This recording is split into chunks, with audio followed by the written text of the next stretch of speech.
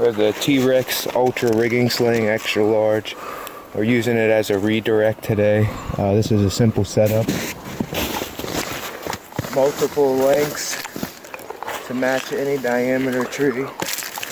Great for rigging, but great to keep your groundsman out of the way for a redirect when felling a tree. I'm going to try to get it a little tighter.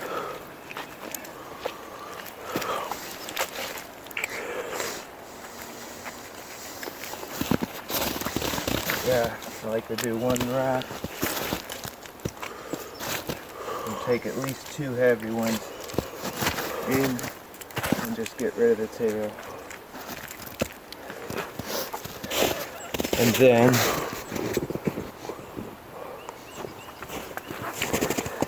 take the tail of your rope, feed it through,